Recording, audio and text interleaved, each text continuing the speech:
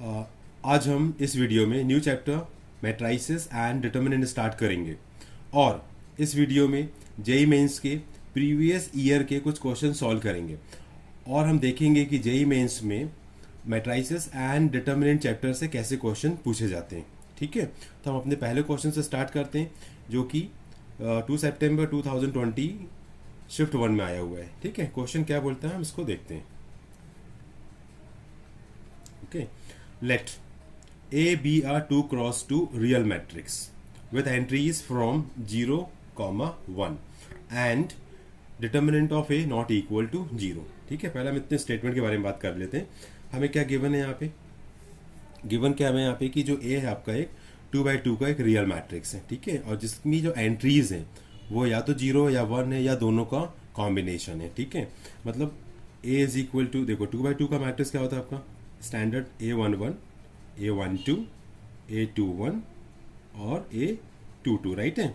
ये हमारा 2x2 का मैट्रिक्स होता है। ठीक है, ये A11, A12, A21, A22 ये सब इसके क्या एलिमेंट्स होते हैं। ठीक है, जैसे कि अब A11 के बारे में अगर हम बात करें तो ये फर्स्ट रो फर्स्ट कॉलम को बिलोंग करते हैं। ठीक है, एंड A12 के बारे में बात कर ले तो A12 क्या होगा आपका, ये फर्स्ट रो सेकेंड कॉलम को बिलोंग करता है और A21 सेकेंड रो और फर्स्ट कॉलम को बिलोंग करता है। सिमिलरली A22 जो है वो किसको बिलोंग कर रहा है, second row and second column को। ठीक है, अब अगर मैं इसका डिटर्मिनेंट के बारे में बात करूँ तो डिटर्मिनेंट क्या होगा इसका, सिंपल होगा, इन दोनों क्रॉस मल्टीप्लाई कर दो तो ये हो जाएगा A11 इंटू A22। ठीक है, minus of A12 into A21।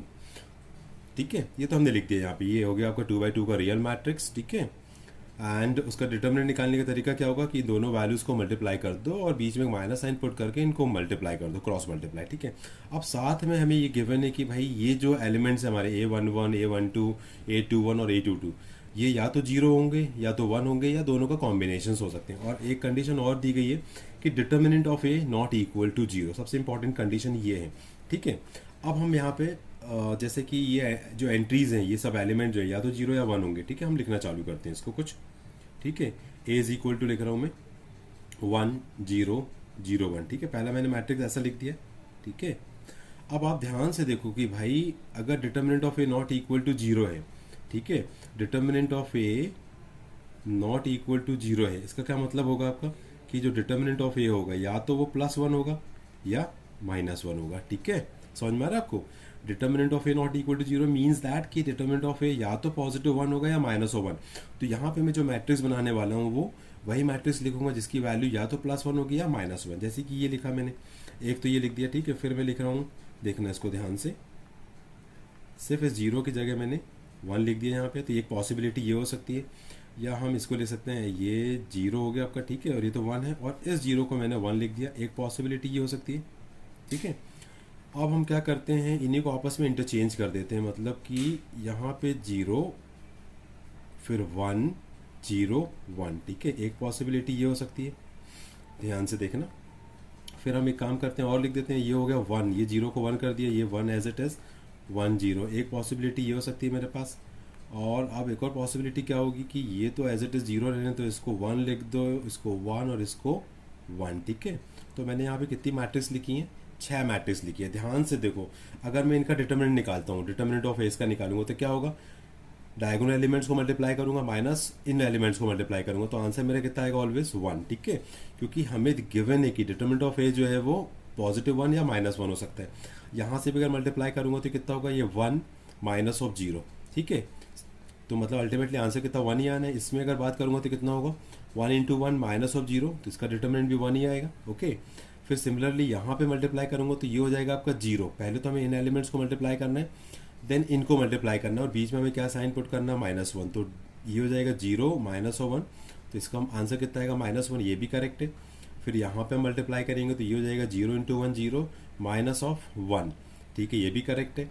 फिर यहाँ से मल्टीप्लाई किया तो ये हो जाएगा 0 into 1 is 0 and minus of this. ठीक है, मतलब ये सभी मैट्रिक्स हमारी कंडीशन को सेटिस्फाई कर रही है। अगर हम सभी का डिटरमिनेंट निकालेंगे तो या तो वो +1 होगा या तो -1 होगा, जो कि ये जो कंडीशन दी गई उसको सेटिस्फाई कर रही है। ठीक है, अगर गलती से अब मैं ऐसी कोई मैट्रिक्स लिख दूं, सपोज 0 0 और 1 1 यहाँ पे, ठीक है, तो अगर मैं इसका डिटरमिनेंट निकालूंगा तो क्या आएगा, डिटरमिनेंट देखो 1 इंटू 0 0 और माइनस ऑफ 1 इंटू 0 0, तो ये क्या आएगा आपका 0 आएगा, ठीक है।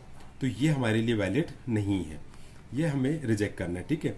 मतलब हमारे पास सिर्फ 6 मैट्रिक्स होंगी जिसमें से 3 की वैल्यू +1 होगी और 3 की -1 होगी। इसके अलावा अगर मैं कोई भी मैट्रिक्स लिखने की कोशिश करता हूँ अगर, तो आंसर मेरा 0 आएगा, ठीक है। अब आपको देखो क्या बोल रहा है क्वेश्चन, आगे बढ़ते हैं आप लोग। अभी तो ये सिर्फ मैंने इतना डिस्कस किया हुआ है। Consider the following 2 statement. अब हमें 2 स्टेटमेंट कंसीडर करना है कि अगर मुझसे पहला स्टेटमेंट बोल रहे हैं if A not equal to I2, अगर मैट्रिक्स ए जो है वो I2 के इक्वल नहीं, I2 मीन्स हो गया यूनिट मैट्रिक्स जिसका ऑर्डर क्या है 2 का है। अगर A is not equal to I2 होगा तो डिटरमिनेंट ऑफ ए की वैल्यू क्या होनी चाहिए, -1 होनी चाहिए, ठीक है। दूसरे स्टेटमेंट बोल रहे हैं कि अगर determinant of A equal to 1 है तो हमें ये बताना है कि TRA equal to 2 means trace of matrix A equal to 2, मतलब sum of diagonal element equal to 2 होना चाहिए, ठीक है। ये हमें इस क्वेश्चन में आंसर ये बता देना है कि दोनों स्टेटमेंट ट्रू हैं या दोनों स्टेटमेंट फॉल्स हैं, या ये ट्रू ये फॉल्स है, या ये फॉल्स ये ट्रू है ये फॉल्स है। इस टाइप से कुछ कंडीशन निकालनी है, ठीक है। तो हम अपने अब पहले स्टेटमेंट पे चलते हैं, पहला स्टेटमेंट को जस्टिफाई करके देखते हैं कि वो ट्रू है कि फॉल्स है, ठीक है। देख लेते हैं। ओके, थोड़ा कॉपी आगे खिसकाते हैं, ठीक है। तो हमारा फर्स्ट स्टेटमेंट क्या बोल रहा है आपसे कि अगर मैं बोल रहा हूँ कि A not is equal to I2, ठीक है। I2 means unit matrix. Unit matrix क्या होती है, ये यूनिट मैट्रिक्स होती है। I2 इज इक्वल टू लिखूंगा तो मैं आएगा 1 0 0 1, ठीक है। ये हो गया हमारी यूनिट मैट्रिक्स 2/2 की। ये जो 2 है वो रिप्रेजेंट करता है इसके ऑर्डर को, ठीक है। तो हमसे बोल रहे हैं कि ए जो है वो I2 के इक्वल नहीं है, ए जो है वो I2 के इक्वल नहीं है, ठीक है। हमसे ये बोल रहे हैं अगर ए I2 के इक्वल नहीं है, इट मीन्स दैट जो ए होगा आपका या तो ये मैट्रिक्स होगा या ये मैट्रिक्स होगा या ये मैट्रिक्स होगा या ये, ठीक है। ये 5 चॉइसेस है मेरे पास, ठीक है। ध्यान से देखो, हमसे बोल रहे हैं कि if A not equal to I2, तो ये कंडीशन भी जस्टिफाई होनी चाहिए, ठीक है। अब हमारा ए यूनिट मैट्रिक्स के इक्वल नहीं है, इट मीन्स दैट कि हमारी मैट्रिक्स जो होगी वो ये वाली होगी, या ये 5 हमारे पास चॉइसेस है। पहली वाली सेकेंड वाली कंसीडर कर लेता हूँ मैं, ठीक है।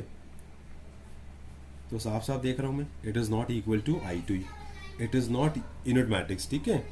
ये यूनिट मैट्रिक्स के इक्वल नहीं है, ठीक है। तो ए इज इक्वल टू हमारे पास ये हमने चॉइस दी और साफ साफ दिख रहा है कि ये दोनों सेम नहीं है, मतलब it is not equal to I2, ठीक है। अब हम क्या लिख सकते हैं भाई, determinant of A equal to निकालूंगा तो कितना आएगा 1 इंटू 1, और इसको मल्टीप्लाई किया तो कितना हो जाएगा -0, इट इज़ इक्वल टू 1, ठीक है। Determinant of A is equal to 1 आ रहा है, ठीक है। इस केस में अब सपोज हम ये वाली मैट्रिक्स अगर लेता हूँ मैं, सपोज, ठीक है। ए इज इक्वल टू 0 1 1 1, ठीक है।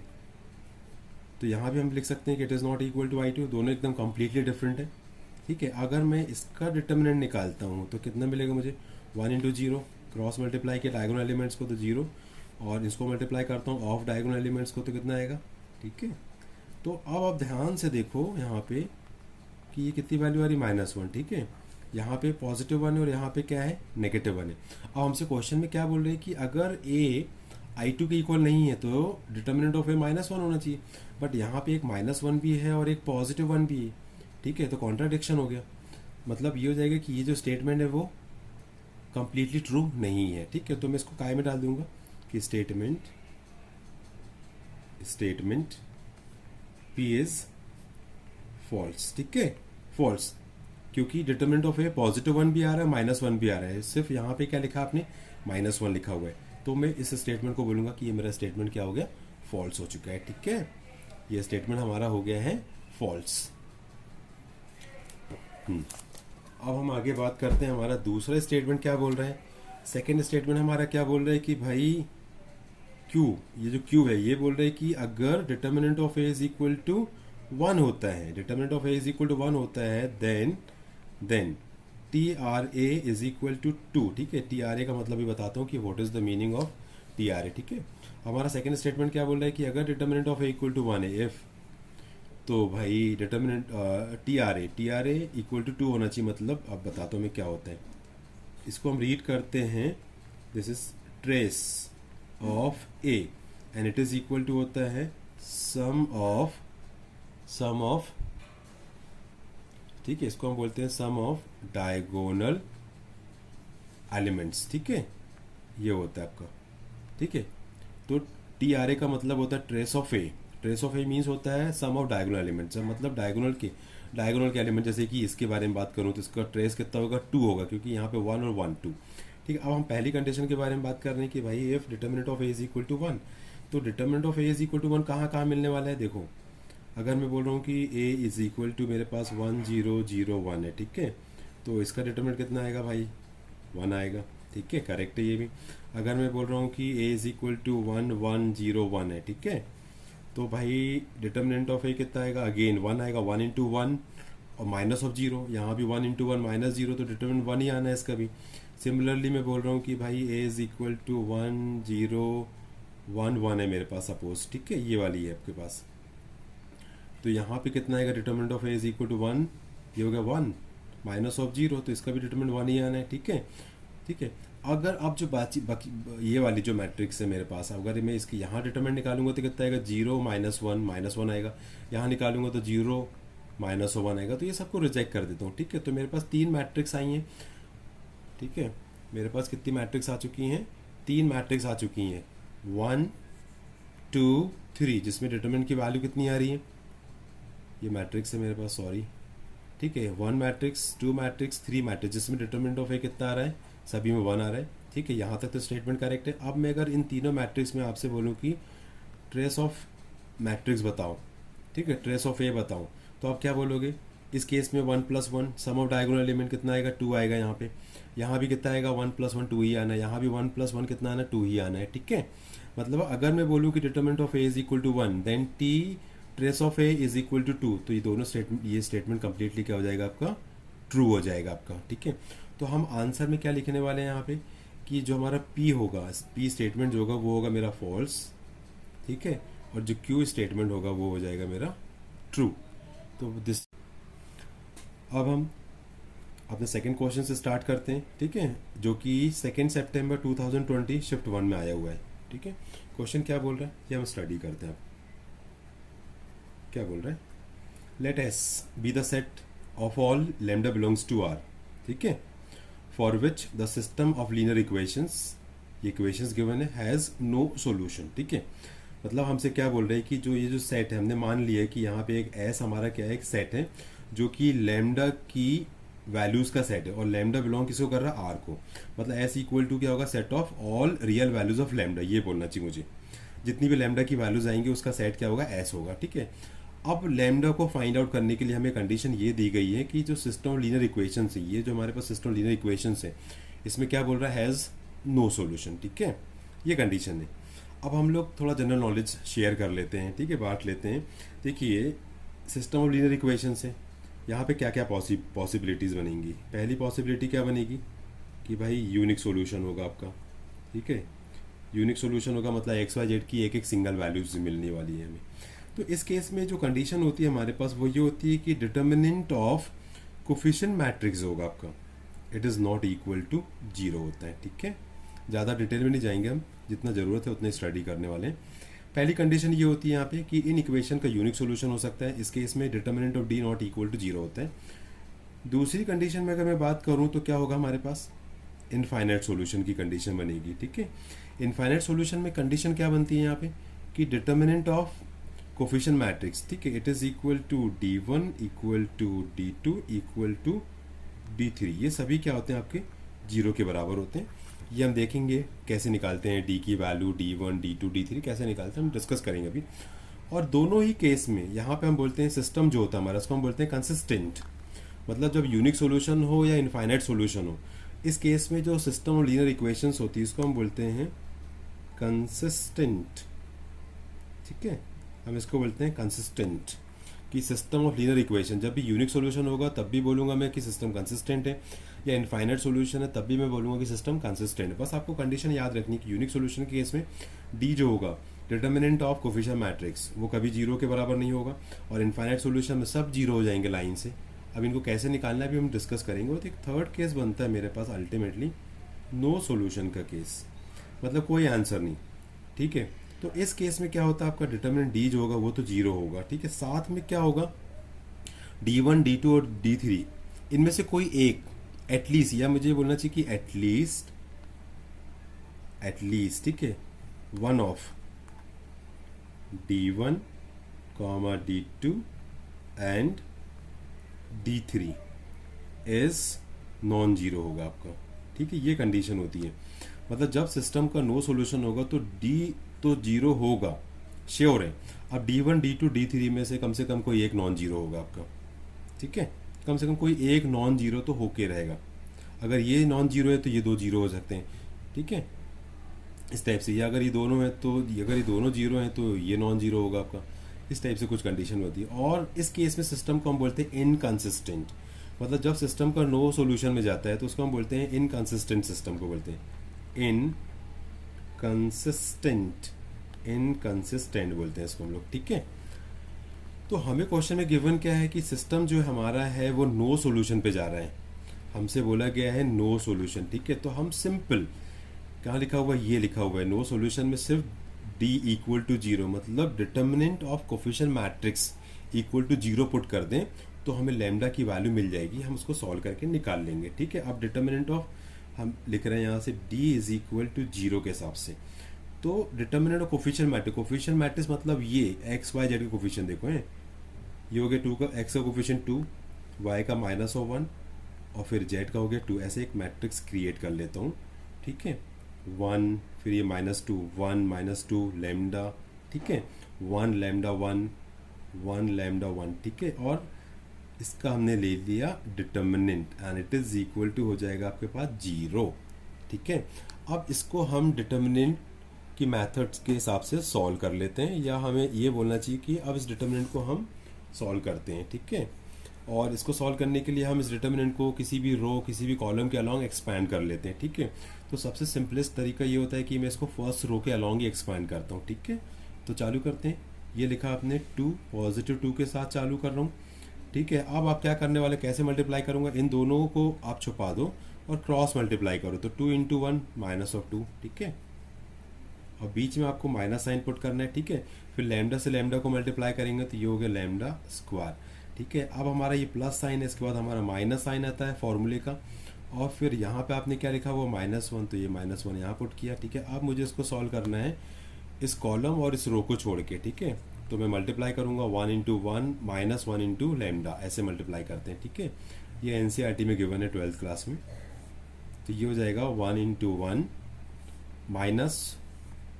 -1 × लैम्डा। ठीक है, ये हो गया। फिर आपका लास्ट में जो होता है वो होता है प्लस साइन के साथ चालू करते हैं, मतलब प्लस माइनस प्लस। ठीक है, अब हम इसको ऐसे सॉल्व कर लेते हैं और मल्टीप्लाई करते हैं यहाँ से, तो इसको छोड़ के ये हो गया 1 × लैम्डा। ठीक है, 1 × लैम्डा तो लैम्डा ही होगा, पीछे माइनस साइन पुट करना है मुझे। ठीक है, ये आपने, ठीक है, इस रो इस कॉलम को छुपा देना है। तो लैम्डा × 1 तो लैम्डा हो चुका है, माइनस साइन पुट किया, और 1 × -2 इज -2। ठीक है, और अल्टीमेटली इट इज़ 0। चलो भाई 2 से मल्टीप्लाई कर दो, this is -4, this is -2 lambda square, minus और माइनस हो गया प्लस, तो ये पूरी वैल्यू पॉजिटिव हो जाएगी। ठीक है, तो ये +1 तो ठीक है, और ये -ऑफ लैम्डा, फिर 2 से मल्टीप्लाई करता हूँ यहाँ पे, तो ये जाएगा 2 लैम्डा। ठीक है, 2 × लैम्डा 2 लैम्डा, और ये माइनस और माइनस प्लस, और 2 × 4 हो जाएगा आपका। ठीक है, इक्वल टू 0। अब ध्यान से देखो कुछ हो रहा है क्या यहाँ पे, ये 4 से सबसे पहले 4 का आंसर करते हैं, एंड यहाँ पे 2 लैम्डा 1 लैम्डा, यहाँ नेगेटिव पॉजिटिव, एक लैम्डा से एक लैम्डा कैंसिल। अब हमारे पास क्या बच रहा है, -2 लैम्डा 1 और एक लैम्डा, सबको शिफ्ट करता हूँ राइट साइड पे, तो ये नेगेटिव वाला क्या हो जाएगा, पॉजिटिव। ठीक है, और ये पॉजिटिव लैम्डा बचेगा जो इधर आएगा, तो राइट साइड में शिफ्टिंग करूँगा तो नेगेटिव हो जाएगा, और ये +1 हो जाएगा -1। ठीक है, अब हम लगाते हैं यहाँ पे मिडिल टर्म स्प्लिटिंग मैथड। ठीक है, मिडिल टर्म स्प्लिटिंग मैथड क्या बोलती है कि इन दोनों टर्म को मल्टीप्लाई करो, तो 2 × 1 = 2 हो जाएगा, और मिडिल टर्म को स्प्लिट करो दो नंबर्स में जिनका सम तो -1 होना चाहिए और मल्टीप्लिकेशन भाई 2 होना चाहिए। तो क्या हो जाएगा, वो सिंपल 2 और 1 ही होंगे ना, 2 × 1 2 होता है, और 2 - 1 इज 1, तो दिस इज 2 लैम्डा स्क्वायर। ठीक है, -2 लैम्डा और प्लस लैम्डा -1। ठीक है, देखो यहाँ से इन दोनों का सब्ट्रैक्शन कितना आएगा, माइनस लैम्डा। ठीक है, यहाँ से आप क्या कॉमन लोगे, 2 लैम्डा कॉमन लिया तो ये हो गया लैम्डा -1, यहाँ से कुछ कॉमन लेने की जरूरत नहीं है, इट इज़ इक्वल टू 0। अब यहाँ से लैम्डा -1 कॉमन ले लो आप, ले लिया, तो this is 2 lambda plus 1 equal to 0, ठीक है। अब इसको 0 पुट करूँगा तो लैम्डा इक्वल टू मुझे 1 मिलेगा, इसको 0 के बराबर पुट करूँगा तो मुझे मिलेगा माइनस ऑफ हाफ, ठीक है। तो हमारे आंसर में लैम्डा की 2 वैल्यू आ रही है, तो हम आंसर यहाँ क्या लिखेंगे कि भाई एस जो सेट है हमारा एस कंटेन्स, ठीक है, 2 वैल्यूज ऑफ लैम्डा, ऐसा लिख सकते हो आप, कंटेन्स 2 वैल्यूज ऑफ लैम्डा, ठीक है, कंटेन्स 2 वैल्यूज ऑफ लैम्डा, ठीक है। एक्चुअली ऐसा ऑप्शन में आंसर लिखा रहेगा वहाँ पे इस पैटर्न में, ठीक है, कि S contain 2 values of lambda या S contain exactly 2 values of lambda, ठीक है। इस टाइप से इस क्वेश्चन को करना था। सबसे इंपॉर्टेंट यहाँ पे बता दूँ कि आपको ये सब याद होना चाहिए। अगर यूनिक सॉल्यूशन है तो डी नॉट इक्वल टू 0, अगर इनफाइनाइट सॉल्यूशन है तो सब 0 होते हैं लाइन से, और अगर नो सॉल्यूशन होगा तो डी तो 0 होके ही रहेगा, और D1 D2 D3 में से एटलीस्ट कोई भी एक नॉन जीरो होगा आपका, ठीक है। एंड इसको हम क्या बोलते हैं, नो सॉल्यूशन को इनकंसिस्टेंट सिस्टम की कैटेगरी में डालते हैं, और यूनिक सॉल्यूशन और इनफाइनाइट सॉल्यूशन को हम कंसिस्टेंट सिस्टम की कैटेगरी में डालते हैं। तो आपको ये सब आइडिया होना चाहिए। अब हम क्वेश्चन नंबर 3 से स्टार्ट करते हैं, जो कि जेई मेंस 2 सितंबर 2020 सिर्फ 2 में आया हुआ है, ठीक है। क्वेश्चन क्या बोल रहा है, स्टडी कर लेते हैं, ठीक है। हमसे बोल रहा है कि let ABC belongs to RB all non zero, ठीक है। हमसे बोल रहे हैं कि ABC रियल नंबर्स हैं जो कि नॉन जीरो टाइप के, and satisfy AQ plus BQ plus CQ is equal to, ठीक है। और जो ABC हमारे रियल नंबर्स है नॉन जीरो टाइप के, वो इस कंडीशन को सेटिस्फाई कर रहे हैं, AQ plus BQ plus CQ is equal to को।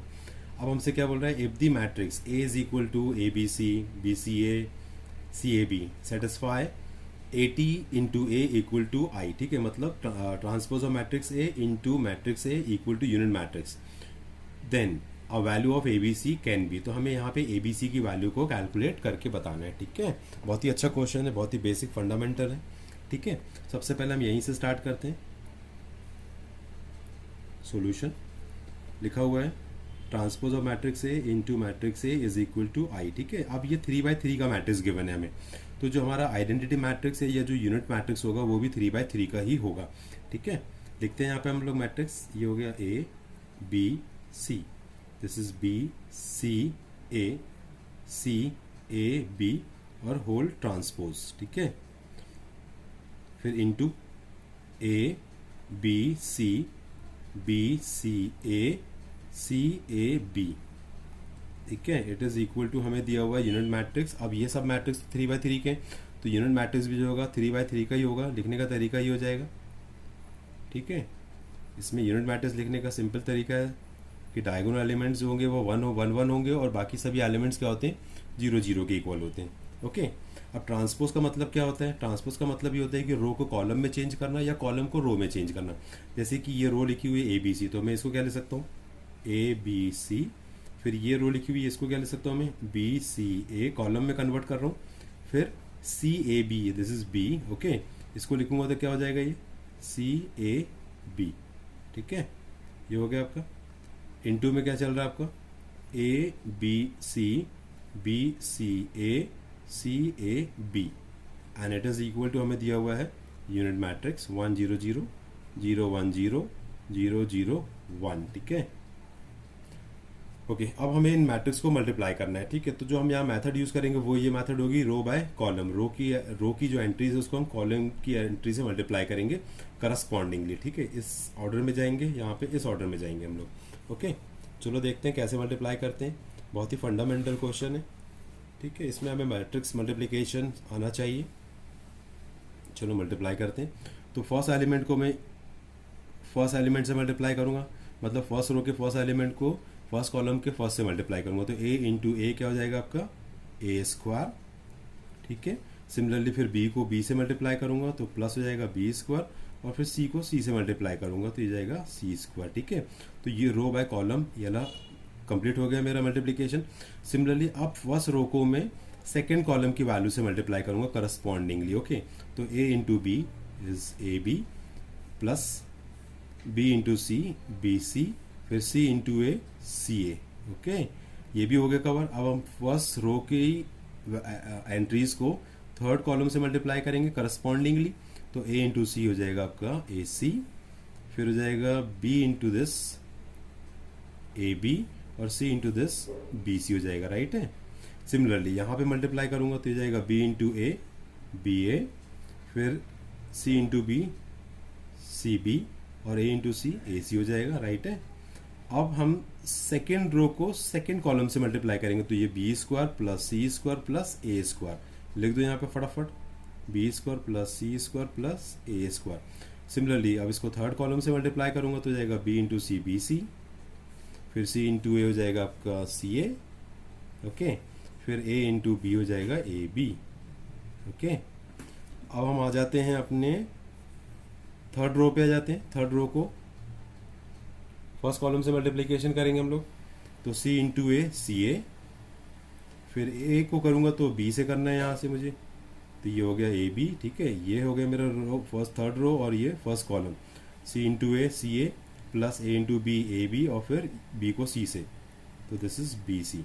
सिमिलरली इसको मल्टीप्लाई करूँगा तो c into B is C B, a into C A C and b into A B A, ठीक है।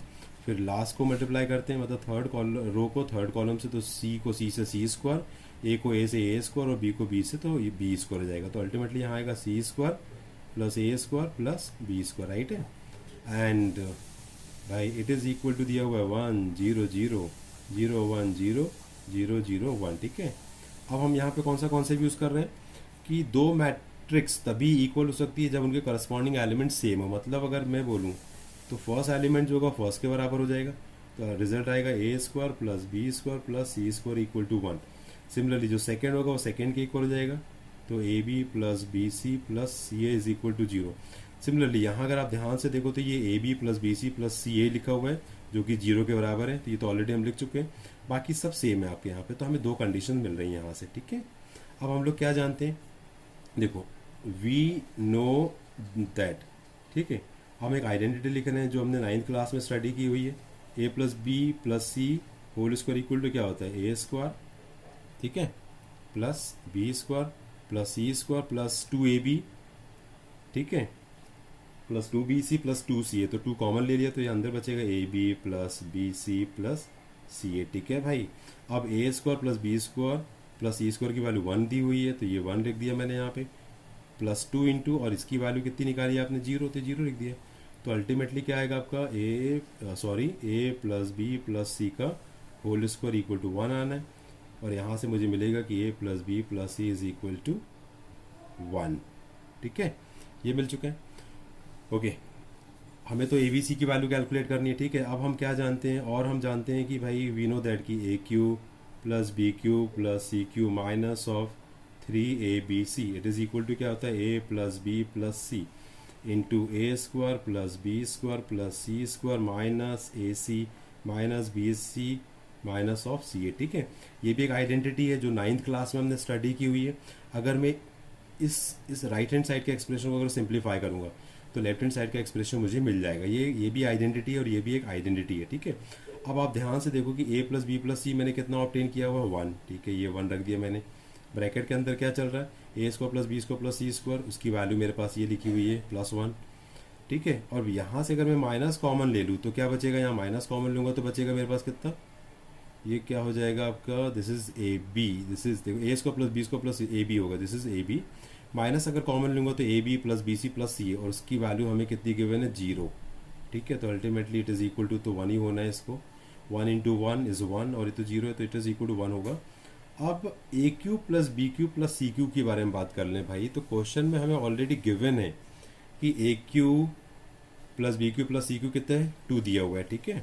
तो इसको हम यहाँ पे पुट कर देते हैं, ठीक है। ये हमें कितना गिवन है 2 गिवन है, तो this is 2 minus of 3 A B C, ठीक है। तो 2 minus 3 A B C equal to कितना दिया 1, ठीक है। 1 को यहाँ शिफ्ट करूँगा तो 2 से सब ट्राई करूँगा तो 2 माइनस 1 कितना हो जाएगा मेरे पास 1, ठीक है। 2 माइनस 1 और इस 3abc को राइट साइड में शिफ्ट कर लेते हैं तो 3abc हो जाएगा ये, तो 1 इज इक्वल टू हो जाएगा 3abc, ठीक है। अल्टीमेटली क्या मिलेगा मुझे यहाँ से कि abc इज इक्वल टू 1/3, ठीक है। And this is the answer, क्योंकि हमें क्वेश्चन में बोला था कि abc की वैल्यू बताओ, abc क्या होगा, तो abc इक्वल टू हो जाएगा 1/3, ठीक है। तो बहुत ही अच्छा क्वेश्चन था ये, ठीक है। अब हम अपना फोर्थ क्वेश्चन देखते हैं जो कि जेई मेंस में आया हुआ है। कब का है? 3 सितंबर 2020 शिफ्ट 1 में आया हुआ क्वेश्चन है। ठीक है, क्वेश्चन क्या बोलता है ये हम देख लेते हैं। Let A is equal to X 1 1 0। ठीक है, मतलब हमें मैट्रिक्स ए इक्वल टू दिया हुआ है, 2x2 का मैट्रिक्स है जिसकी जो एलिमेंट्स है वो ये रिप्रेजेंट किए गए हैं, एक्स फिर 1 है फिर 1 फिर 0। ठीक है, और यहाँ पे आपसे क्या बोल रहा है कि भाई एक्स क्या है? एक रियल नंबर है, एक्स बिलोंग्स टू आर है, मतलब रियल नंबर है। And A to the power 4 is equal to, ये गिवन है आपको, मतलब अगर मैट्रिक्स ए को अगर मैं 4 बार मल्टीप्लाई करूँगा तो मुझे ये मिलेगा आपको। ठीक है, और साथ में मुझे गिवन है कि A11, ठीक है, A11 इक्वल टू 109। ठीक है, मतलब जो फर्स्ट एलिमेंट है जो कि फर्स्ट रो और फर्स्ट कॉलम को बिलोंग कर रहा है उसकी वैल्यू कितनी दी है मुझे? 109। तो मुझे कैलकुलेट करने के लिए बोल रहे हैं A22। ठीक है, A22 आपको बताना है। तो जो गिवन है वो लिख देता हूँ मैं। देखो, सबसे पहली बात तो ए की पावर 4 इक्वल टू दिया हुआ है आपको AIJ। ठीक है, एंड इसको हम लिख सकते हैं क्योंकि देखो ये जो मैट्रिक्स ए है अगर मैं इसको 4 बार मल्टीप्लाई करूँगा तो मुझे जो मैट्रिक्स मिलेगा उसका ऑर्डर भी क्या होगा? 2x2 ही होगा। तो इसको स्टैंडर्ड फॉर्म में लिखूंगा तो क्या होगा? A11 A12 A21 और A22 हो जाएगा ये। ठीक है, अब हम एक काम करते हैं, सबसे पहले तो मैट्रिक्स ए को 4 बार मल्टीप्लाई कर लेते हैं। ठीक है, तो ए स्क्वायर निकाल लेता हूँ सबसे पहले। तो A square is equal to A into A. Okay, this is x 1 1 0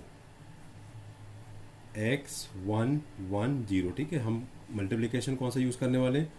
row by column वाला। ठीक है, तो फर्स्ट रो को हम फर्स्ट कॉलम से मल्टीप्लाई करते हैं करस्पॉन्डिंगली। तो सबसे पहले x इंटू एक्स करूँगा तो हो जाएगा भाई एक्स स्क्वायर। ठीक है, फिर 1 इंटू 1 करूँगा तो हो जाएगा +1। तो ये हो गया आपका मल्टीप्लिकेशन इसका। सिमिलरली फर्स्ट रो को हम सेकेंड कॉलम से मल्टीप्लाई करूँगा तो x इंटू 1 कितना होगा आपका? x ही होगा, और 1 इंटू 0 0 हो जाएगा +0। सिमिलरली अब सेकेंड रो पे आते हैं, सेकेंड रो को फर्स्ट कॉलम से मल्टीप्लाई करता हूँ करस्पॉन्डिंगली, फिर सेकेंड कॉलम से मल्टीप्लाई करूँगा तो 1 इंटू एक्स कितना हो जाएगा? x, और 0 इंटू 1 0। ठीक है, सिमिलरली अब मल्टीप्लाई कर रहा हूँ मैं 1 इस कॉलम इस इन एंट्रीज को मैं इन एंट्री से मल्टीप्लाई करूँगा करस्पॉन्डिंग। तो 1 इंटू 1 कितना होगा? 1 होना है, और 0 इंटू 0 0 ही होना है। तो अल्टीमेटली मुझे क्या रिजल्ट मिल रहा है यहाँ पे कि भाई this is X square plus 1, this is x and this one is 1। Right है, ये हो गया आपका। तो ये आ गया हमारा ए स्क्वायर। ओके, तो ये हमारा ए स्क्वायर आ चुका है। अब मुझे क्या कैलकुलेट करना है? ए की पावर 4, और ए की पावर 4 इज इक्वल टू क्या हो जाएगा भाई? A square into A square. ठीक है, तो ये हो गया ए स्क्वायर, तो ये रखा हुआ रख दो यहाँ पे। तो this is X square plus 1, this is x, this is x, this is 1। ठीक है, ये हो गया ए स्क्वायर। अगेन पुट करता हूँ एक्स स्क्वायर प्लस 1 एक्स 1। फिर से वही multiplication row by column, row column. ठीक है, तो पहले एलिमेंट को मल्टीप्लाई करूँगा तो क्या आएगा? X square plus 1 x square plus 1 into X square plus 1 तो हो जाएगा होल स्क्वायर। ठीक है, ये हो गया। फिर इस x को इस x से मल्टीप्लाई करूँगा तो हो जाएगा प्लस एक्स स्क्वायर। ठीक है, ये तो कंप्लीट हो गया। फर्स्ट रो को फर्स्ट कॉलम से मल्टीप्लाई कर दिया। अब सेकेंड से मल्टीप्लाई करूँगा तो क्या आएगा? एक्स स्क्वायर प्लस 1 को x से मल्टीप्लाई करूँगा तो इंटू एक्स कर दिया, फिर प्लस x इंटू 1 करूँगा तो ये जाएगा x इंटू 1। ठीक है, सिमिलरली अब इसको मल्टीप्लाई करूँगा इससे तो क्या हो जाएगा? x into this. ठीक है, और प्लस हो जाएगा 1 इंटू दिस, तो ये जाएगा प्लस x। करेक्ट है, x से मल्टीप्लाई किया तो ये 1 नहीं आएगा, सिर्फ प्लस x आएगा। ओके, अब हम मल्टीप्लाई कर रहे हैं किसको? देखो x इंटू दिस किया आपने तो x इंटू एक्स को प्लस 1 प्लस x हो गया। ठीक है, अब सेकेंड रो को मैं सेकेंड कॉलम से मल्टीप्लाई करूँगा करस्पॉन्डिंगली, तो ये हो जाएगा x इंटू एक्स का स्क्वायर। ठीक है, और 1 को 1 से करूँगा तो हो जाएगा प्लस 1। ठीक है, अब हमें भैया सिंप्लीफाई करना है इसको। ठीक है, अब देखो अब क्या होने वाला है इसके बाद। तो ये हो गया मेरा a की पावर 4। इसको हम थोड़ा सिंप्लीफाई करेंगे। देखो अब a की पावर 4 मुझे क्या गिवन है? ये गिवन है। ठीक है, तो इट इज़ इक्वल टू लिख सकता हूँ मैं A11 A12, this is A21 and this is A22 हो गया। राइट है, अब यहाँ से देखो दो मैट्रिक्स इक्वल कब होती है? ये तो अभी हम डिस्कस कर चुके हैं, जब उनके करस्पॉन्डिंग एलिमेंट सेम हो। ठीक है, मतलब यहाँ से बोलूँगा तो A11 क्या आएगा आपका? A11। ठीक है, A11 इज इक्वल टू, देखो A11 किसके करस्पॉन्डिंग होगा? इसके, तो आ जाएगा एक्स स्क्वायर प्लस 1 का whole square plus X square. ठीक है, और क्वेश्चन में हमें ऑलरेडी गिवन है भाई, क्या गिवन है अपन को कि A11 जो है 109 के बराबर, इट इज़ इक्वल टू हो गया आपका 109। ठीक है, चलो भाई अब हम इसको सॉल्व करके किसकी वैल्यू निकाल लेते हैं? एक्स की वैल्यू कैलकुलेट कर लेते हैं, ठीक है। तो सबसे पहले हम क्या अप्लाई करते हैं यहाँ पे, ए प्लस बी का होल स्क्वायर क्या होगा, एक्स स्क्वायर होल स्क्वायर मतलब एक्स की पावर 4, और ये हो जाएगा 1 का स्क्वायर 1 प्लस हो जाएगा आपका कितना भाई 2ab, 2 into 1 into X square that is 2x square, this is X square equal to 109, correct है। तो एक्स की पावर 4 तो सेम ही होना है, प्लस हो जाएगा आपका ये कितना 3x स्क्वायर, ठीक है। 109 को इस तरफ लेके आऊँगा नेगेटिव हो जाएगा, जिसमें से 1 सब्ट्रैक्ट, तो अल्टीमेटली कितना बचना है 108 इज इक्वल टू 0। चलो भाई, अब हम middle term splitting method use करने वाले हैं यहाँ पे, ठीक है। मिडिल टर्म स्प्लिटिंग मेथड, अब हम यहाँ पे middle term splitting method use करेंगे, ठीक है। लास्ट टर्म को मल्टीप्लाई करूँगा तो कितना आंसर आना है 108, ठीक है, 108 आने वाला है। अब मुझे इस 3 को ऐसे दो नंबर्स में ब्रेक करना है जिसका मल्टीप्लिकेशन 108 होना चाहिए, ठीक है, और जो सम या डिफरेंस वो 3 होना चाहिए, ठीक है। थोड़ा नंबर थोड़ा बड़ा है तो हम कैसे करेंगे, देखो ऐसे एलसीएम वाली मेथड से करते हैं इसको, है। 2 से किया आपने कितना आएगा, दिस इज़ 54, फिर किया 2 से तो हो जाएगा दिस इज़ 27, फिर आप 3 से करोगे तो ये 9 हो जाएगा, 3 से करूँगा तो अगेन 3, एंड 3 से किया तो ये हो गया 1, ठीक है भाई। मतलब कुल मिला के रिजल्ट क्या रहा है कि 108 इज इक्वल टू 2 2 3 3 3, ठीक है। अब यहाँ से अपन लोग क्या करते हैं, कुछ कॉम्बिनेशन निकालते हैं, ठीक है। जैसे कि मैं यहाँ से बात करूँ और इनसे, ठीक है, तो ये कितना हो जाएगा 2 2 2 2 जो 2 इंटू 2 4 और ये 12 और ये 9 हो जाएगा, ठीक है। और 12 और 9 का मल्टीप्लिकेशन कितना आ रहा है 108 आएगा, और 12 माइनस 9 करूँगा तो कितना आंसर आएगा 3 आना है। मतलब इस 3 को मैं क्या लिखने वाला हूँ, एक्स की पावर 4 सेम हो जाएगा, this is 12x square minus of 9x square minus 108 it is equal 0, ठीक है। यहाँ से क्या कॉमन आएगा एक्स स्क्वायर, तो एक्स स्क्वायर कॉमन, तो this is X square plus 12, यहाँ से 9 कॉमन लूँगा तो this is X square plus 12 हो जाएगा, ओके। फिर इनको कॉमन ले लेता हूँ तो ये हो गया X square plus 12, okay, and this is X square minus of 9 it is equal to 0, ठीक है। अब ये टर्म 0 के इक्वल नहीं हो सकता क्योंकि X square equal to minus of 12, ये तो पॉसिबल नहीं है, ठीक है, क्योंकि किसी भी रियल नंबर का अगर स्क्वायर करूँगा तो नेगेटिव तो नहीं होगा, तो it is not equal to 0, ठीक है। सिर्फ इसको 0 कर देता हूँ तो एक्स स्क्वायर इक्वल टू हो जाएगा 9, तो अल्टीमेटली एक्स इक्वल टू हो जाएगा आपके पास प्लस माइनस ऑफ 3, ठीक है। अब यहाँ पे एक पॉजिटिव नंबर यूज़ कर लेता हूँ मैं, ठीक है। तो मैं पॉजिटिव साइन के साथ चल रहा हूँ, एक्स इक्वल टू प्लस 3 के साथ यहाँ पे, ठीक है। तो ये पॉजिटिव वाला नंबर मैंने यहाँ से चूज़ कर लिया है, ठीक है। अब मुझे क्वेश्चन में देखो क्या दिया हुआ है एक्चुअली में, ठीक है। हमें बोला गया था कि A11 इक्वल टू 109 है और A22 की वैल्यू बताओ, ठीक है। तो A22 क्या हो जाएगा, ये A22 है and it is equal to है आपके पास एक्स स्क्वायर प्लस 1, ठीक है। तो हमें यहाँ पे A22 कैलकुलेट करना है, तो भाई A22 इक्वल टू हो गया एक्स स्क्वायर प्लस 1, तो यहाँ पे आप पुट कर दो x इक्वल टू 3, ठीक है। तो A22 इक्वल टू हो जाएगा 3 का square plus 1 means 9 plus 1 that is 10, ठीक है। तो A22 इक्वल टू कितना जाएगा अल्टीमेटली मेरा 10। सिमिलरली अगर मैं यहाँ -3 पुट करता हूँ तब भी आंसर मेरा 10 ही आना है क्योंकि तो स्क्वायर है, तो अल्टीमेटली मेरा आंसर क्या हो जाएगा कि A22 जो होगा वो कितना हो जाएगा 10 के इक्वल, यही हमें फाइंड आउट करना था। अब हम क्वेश्चन नंबर 5 से स्टार्ट करते हैं जो कि 4 सितंबर 2020 शिफ्ट 1 में जेई मेंस में आया हुआ है, ठीक है। क्वेश्चन 5 क्या बोल रहा है, स्टडी कर लेते हैं सॉल्यूशन, ठीक है। If A is equal to cos theta I sine theta cos theta, मतलब हमें ए क्या मैट्रिक्स है जिसका ऑर्डर क्या है 2/2 का मैट्रिक्स दिया हुआ है जिसके एलिमेंट्स हमें ये लिखे हुए हैं सामने, और theta is equal to π/24 given है, एंड ए की power 5 is equal to ABCD, ठीक है, ये दिया हुआ है। Where I is equal to √(-1), मतलब आई क्या है आयोटा है, इमेजनरी नंबर जिसकी वैल्यू हम जानते हैं √(-1) होती है। Then which one of the following is not true, ठीक है। मतलब ये 4 जो ऑप्शन लिखे ना ये आपको बताना है इसमें से कि कौन सा सही नहीं है, कौन सा फॉल्स है, ठीक है।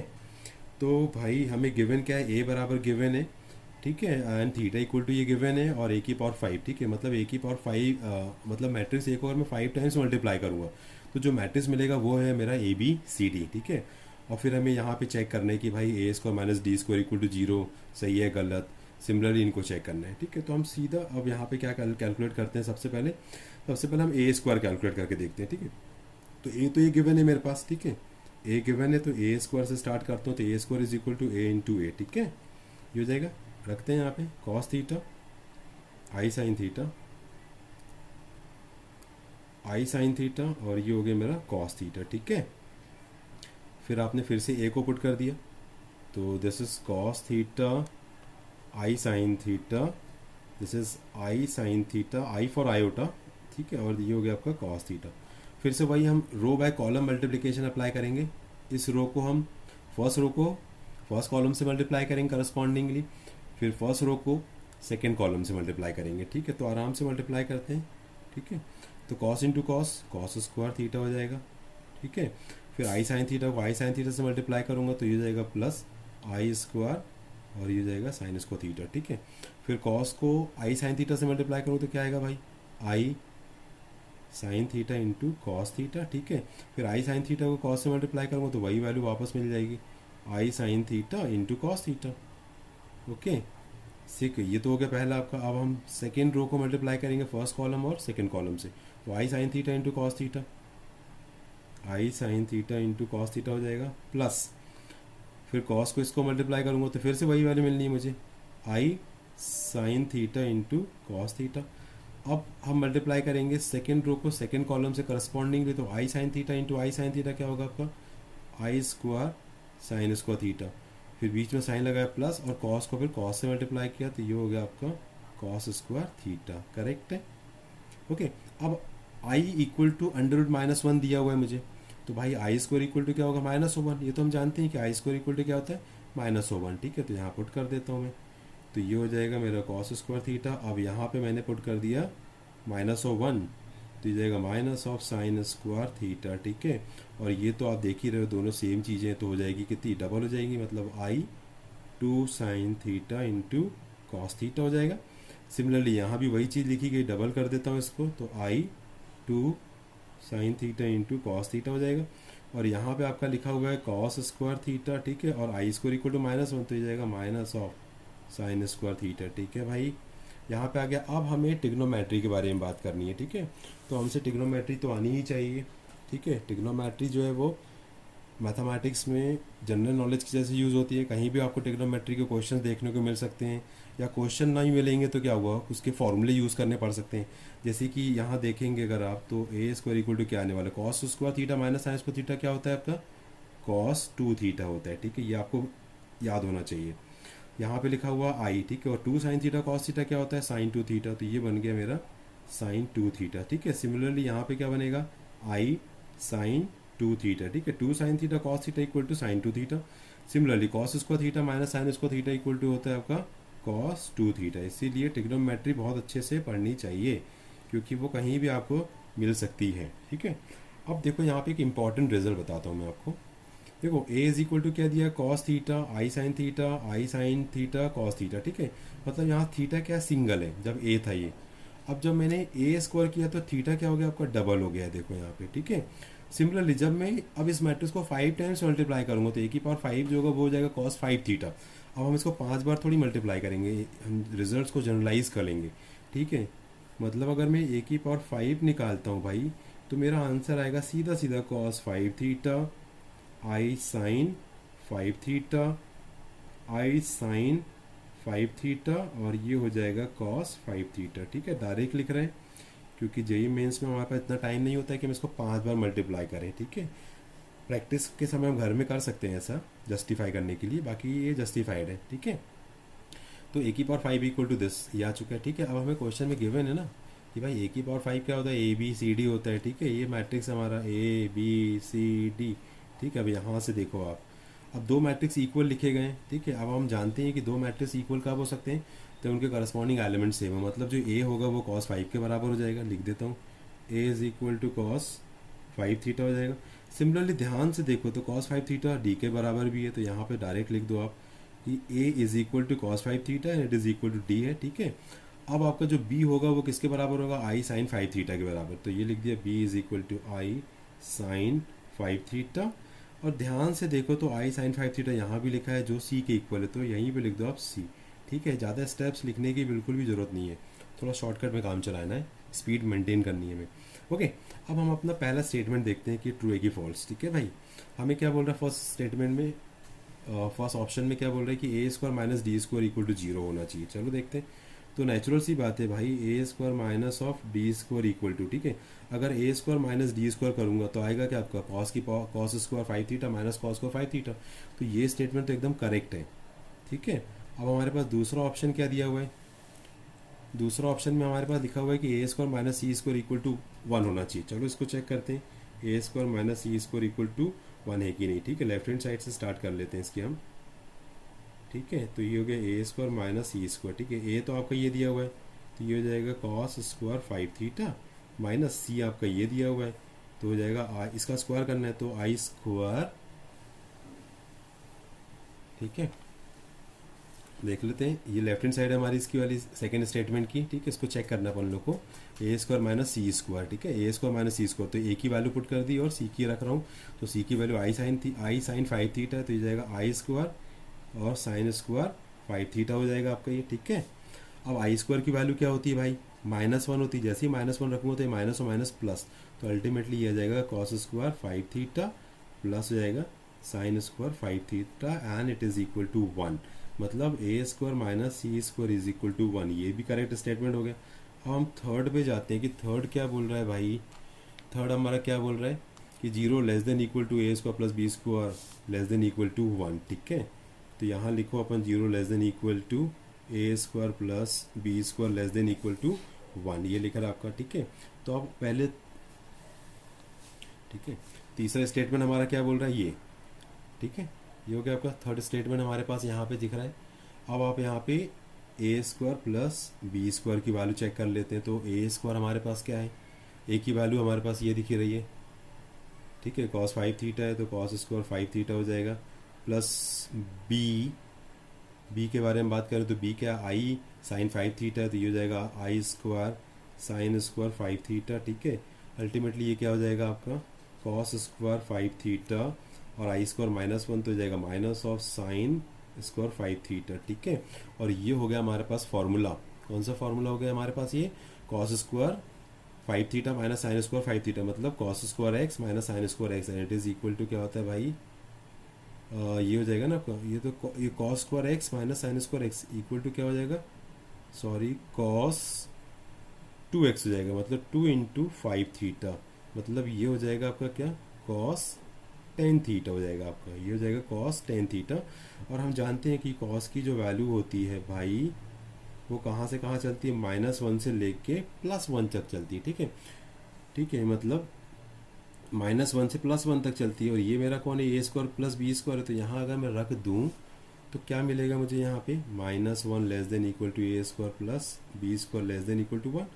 अब ये -1 हम क्या देख रहे हैं यहाँ से कि A square plus B square जो है वो -1 से +1 तक जा रहा है, और हमें क्या जस्टिफाई करना है कि ये 0 से 1 के बीच में। तो देखो भाई -1 के राइट साइड में क्या होता है आपका 0 होता है, मतलब इसको मैं ऐसा लिख दूँ ऑप्शन के हिसाब से कि 0 less than equal to A square plus B square, तो ये ऑप्शन को क्या करेगा, सेटिस्फाई करेगा। मतलब क्या आ रहा है आपका कि भाई थर्ड जो ऑप्शन है मेरा वाला वो भी करेक्ट है, इसका मतलब आंसर क्या होगा यहाँ पे, जो फोर्थ होगा ना ऑप्शन वो गलत हो जाएगा।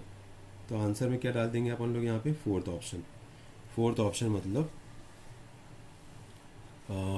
मतलब ये वाला है कि A square minus B square is equal to half, ये जो स्टेटमेंट होगा ना ये फॉल्स होगा आपका, ठीक है, क्योंकि हम तीनों को तो चेक कर ही चुके हैं कि तीनों सही है, तो नेचुरल सी बात है जो फोर्थ बचा वही गलत होगा ना।